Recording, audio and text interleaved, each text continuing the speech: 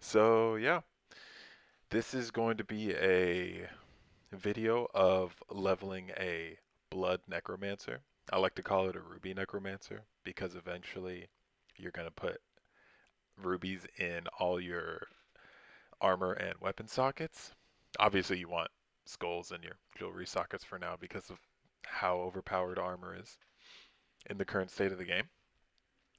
This will be testing out the late June patch notes that buffed XP gain, and I just wanted to get a general feeling for how quickly someone is going to be able to level with a good leveling build on season start season 1. And here I am creating a character, so I'll just talk about a couple things. You'll see a lock notification in the top middle of the screen. It's a bad habit to tap and untap the caps lock with my pinky.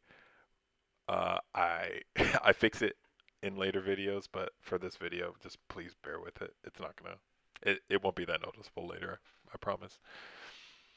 One thing that I can say about this build is how incredibly fun and satisfying it is to play. It's not too complicated either. You don't really need a galactic brain, but a solar system brain would help min-max your DPS. There is a way to min-max your DPS with this build, so it's not just a face roll on the keyboard. It takes a little bit of forethought and planning, but overall, like, that's not a big deal. Uh, I sort of wanted to test out health scaling and the overpower mechanic with this build because Necromancer actually has access to a few things that multiply on top of one another in like a sort of exponential fashion. First off, it has two sources of 10% multiplicative health. The first one is from the Rathma's Vigor passive that you get at the bottom of its skill tree, and the second one is from sacrificing your golem in order to get 10% more health. So your total health pool is going to be multiplied by 10% and then 10% again.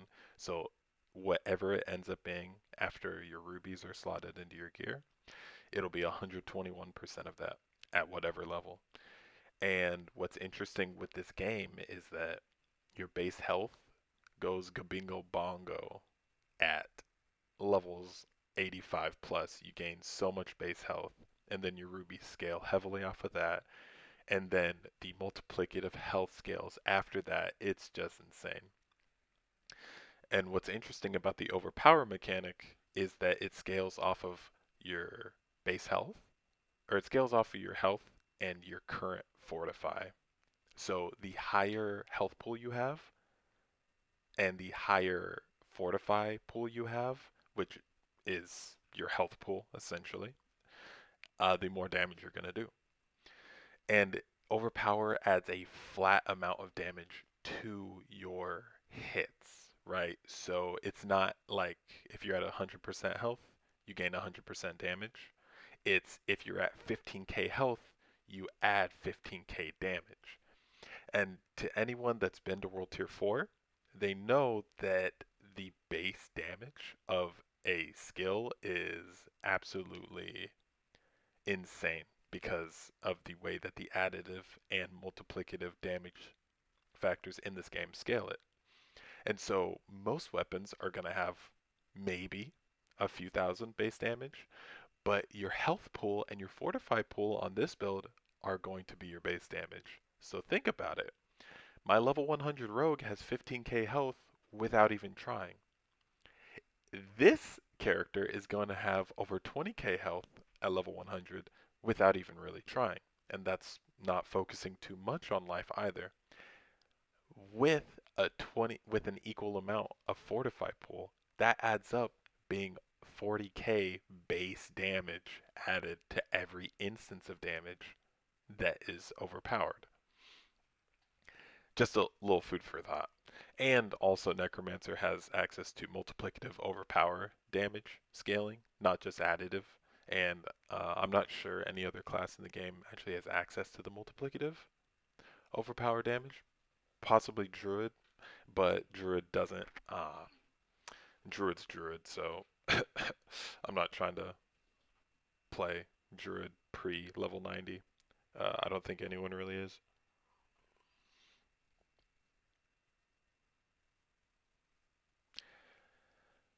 I just thought this build was a very interesting and very fun way to scale damage. It's pretty unique in a ARPG to scale damage in this multi-pronged sort of way. If you think about it, Blood Surge scale its overpower damage is further scaled by attack speed because it's how many times you can cast it is how many times you can guarantee overpowers with it, right? So as long as you have the resource for it, you're able to proc overpowers very quickly and very consistently. And there's actually a couple of aspects that are going to help with out with that. But what's even better is the fact that willpower as a stat gives you resource generation and overpower damage. Now, in the early game and likely up until the late game, you won't be able to spam Blood Surge as much as maybe other skills like Blood Lance because it does cost a large amount of essence. However, there are a couple ways to make it smoother, and one of those ways is Bone Prison, and we'll show that out later. Um, yeah, you're able to see here. It's just so satisfying to play.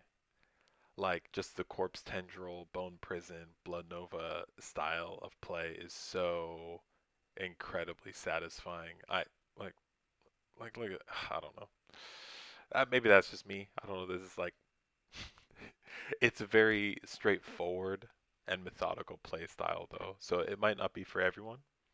However, it's very fun. It's very fun.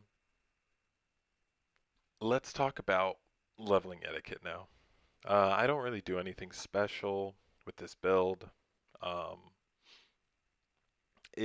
or I don't do any special tricks or any sort of like Kejistan or um, How was Archie's. It's just straight leveling off of Tree of Whispers because I wanted to test out just how much the late June patch notes actually buffed it up. And this character actually takes 6.5 hours to level to 45 and complete the Capstone dungeon to get into World Tier 3. It's a 6.5 hour run condensed down into this 20 odd minute video. And I've leveled several characters and I've felt how nice and smooth they are to level, and I felt how clunky they are to level. Of course, Druid not having any base regen for its natural resource is the clunkiest game design I have ever. Like, if they had an easy way to gain back resource, no big deal, right? No big deal. But they kind of only have clunky ways to gain back resource. And so it doesn't feel too good to level. And the barbarian melee builds in ARPGs, am I right? Um, but man, like you can see here, it just cuts right through every pack. It's ridiculous. As soon as you get the Rathma's Vigor passive, it basically doubles your overpower procs that you can get. And because of the buffs to Rathma's Vigor, making it every 12 seconds instead of 15 seconds, that's about the travel time between two packs. And that's not including Blood Surge's own overpower counter. Um, there is one thing wrong with Rathma's Vigor though, and it's kind of its mechanical prowess. Like it's sort of on the back end of it, it's not quite refined yet. And I think Blizzard actually has a bug on their hands. So to keep it to keep the explanation short, um, if Rathma's Vigor passive is up and Blood Surge's guaranteed overpower is up at the same time, only one of them will proc for the first two hits, before Blood Surge's second Nova hits, but then the but then Rathma's Vigor will proc on that second Nova hit. However, if the Rathma's Vigor passive is not up and only the Blood Surge's guaranteed overpower proc is up, the second Nova will be overpowered. So technically, the second Nova has two guaranteed overpower procs on it for no reason. And it doesn't add any extra damage, it simply wastes an entire 12 seconds of preparation. It's pretty annoying to play around. It's noticeable when you don't have a lot of fortify or haven't scaled things properly, but it's a problem. And actually, the same sort of effect happens on other skills as well. Like, let's say Rathma's Vigor is up.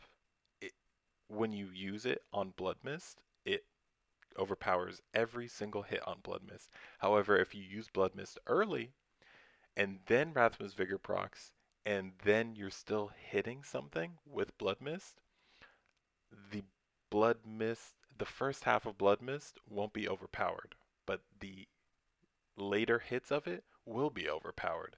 So you'll get half as many overpower ticks from a single skill activation that you normally would. Same thing happens with like Wave of Blood. The early enemies, they won't be hit with an overpowered hit, but the later enemies further away in the screen will be hit with an overpower hit. And I just think that's sort of a wonky mechanic. It sort of nerfs the potential DPS of this build, which is why I said you needed a little bit of forethought and planning, mostly just to play around. I'm guessing an unintended mechanic. Kind of disappointing, but very overpowered. Let's talk about the aspects that you want for this build. So of course, you want the armor aspect. I play on hardcore. This is a very hardcore friendly build because it scales health, obviously, and we all know how stupid that is. Um, you want the barrier aspect for when you damage an elite enemy.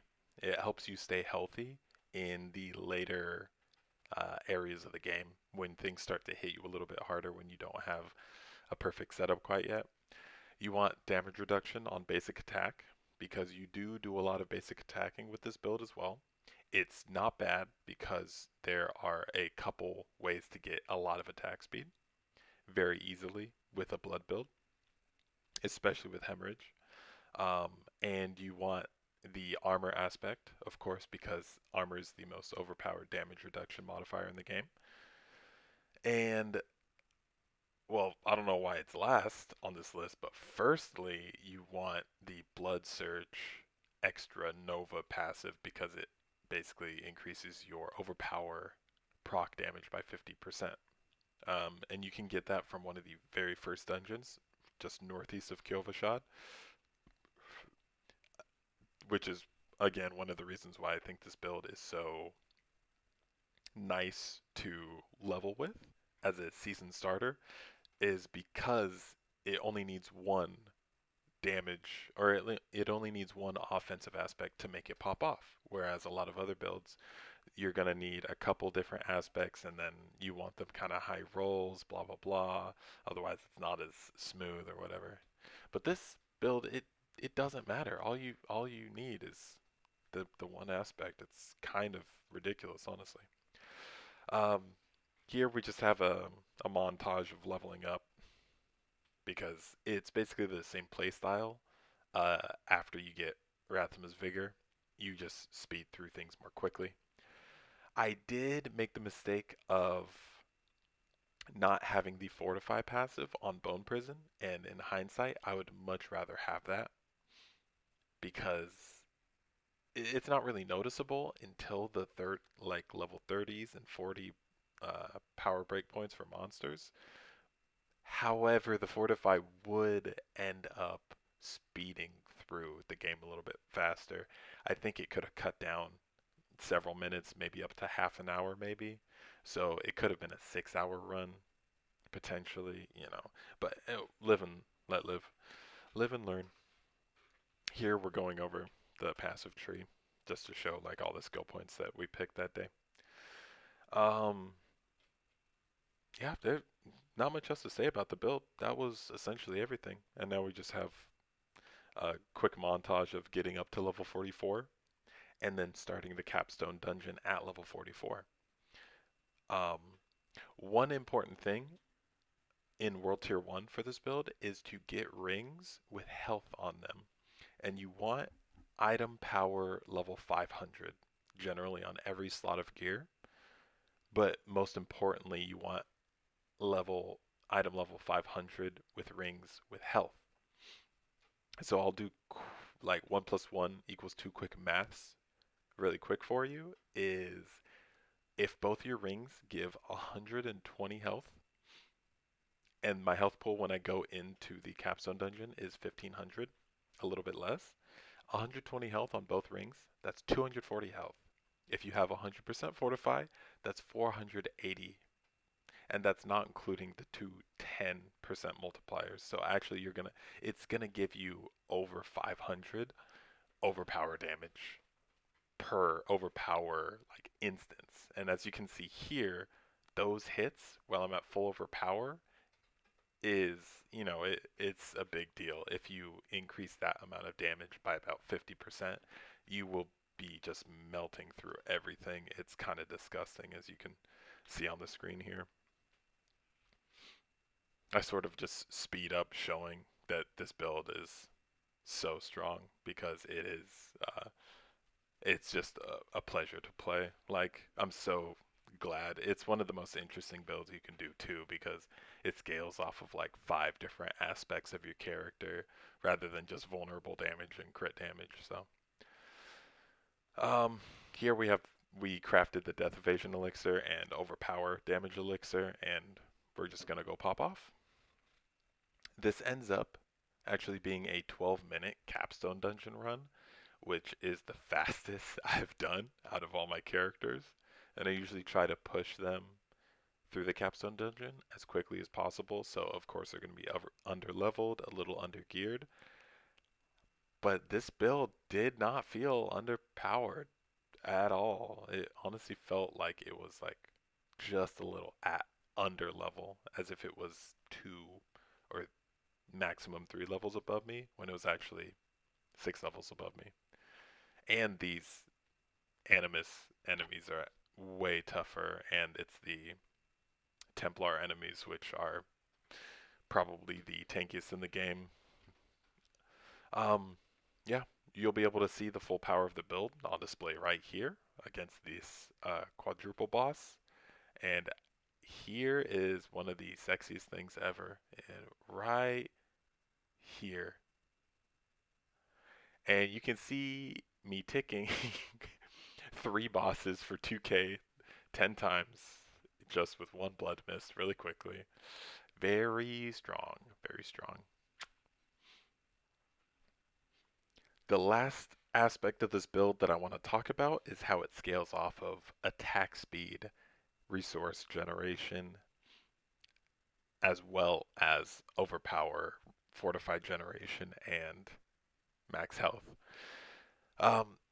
The way the Blood Surge works is after a certain amount of hits, or after a certain amount of casts, it guarantees an overpower proc, which affects its Blood Siphon, which affects the whole screen, and then its Blood Novas, which are the red novas that you see coming around me. So that's 3 instances of them. But basically, you just want to cast it as many times as possible, as quickly as possible, but it is a hefty essence cost, so you need a lot of resource generation. Just that simple. But luckily, if you just stack willpower, that gives you overpower damage and a resource generation, so ends up being pretty easy. And lastly, we'll go over these. Those are showing off the aspects that you want, and then, the resource aspect. And I actually did run through those dungeons to simulate a fresh run on a season start. There you want crit damage because nothing else is very good. There you want the overpower damage because that's so broken. And here you want the health scaling, but you only want the health scaling after you get a bit more health. For the first 25 levels or so, I would just go with the attack speed. Here I just show a full refund skill tree to show you like the priority list basically with how you want to progress through the game. Blood Mist, you don't really need anything on that for a good long while. I just get the cooldown reduction on it because I'm a hardcore player, so I just want immune as much as possible. Here we get a little bit more basic skill damage. Corpse tendrils, amazing. You definitely want the blood orbs because you get the blood orb resource generation aspect at some point. There's a bunch of multiplicative blood damage here, one of the best damage reduction nodes in the game. There, one of the best attack speed nodes in the game. And then you got a crazy amount of fortify from blood skills, and there's Rathma's Vigor. Easy peasy, easy peasy.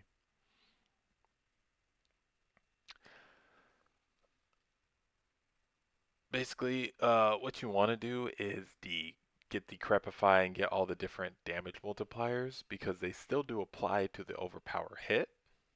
It's just a few very specific additive damage scalers don't apply to the overpower hit, and we're just scaling the overpower hits, so that's all we really want for now. Um, yeah, and you really want cooldown reduction on corpse tendrils, and you get that from the levels, so you want to max that out and be as safe as possible with Decrepify.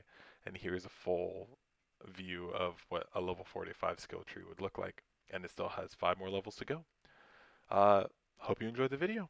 I'll see you in the next one.